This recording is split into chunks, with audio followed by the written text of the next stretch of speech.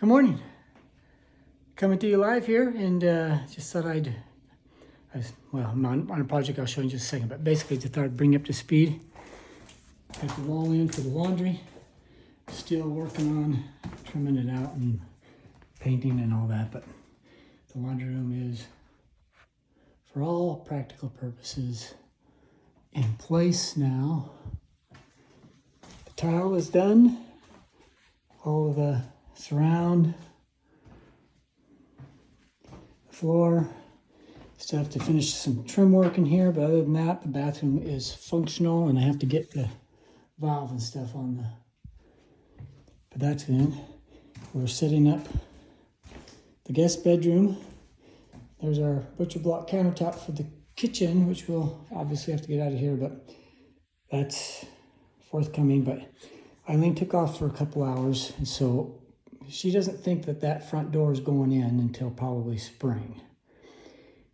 And I'm thinking it'd be a nice surprise if when she got home it was installed. So that's what I'm working on. And that's what I thought, maybe I should get out here and take a quick video. But basically, you can see I've pulled the brick mold off partially. I've got this piece to go left and aluminum that was on it.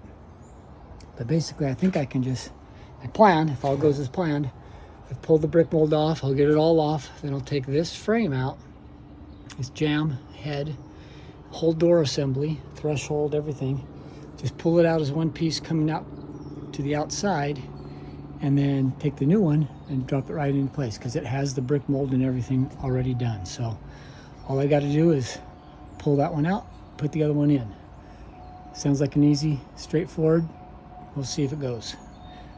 So that's the plan. And hopefully when Eileen gets home, she'll have a wonderful surprise with her brand new front door waiting for her. But we shall see.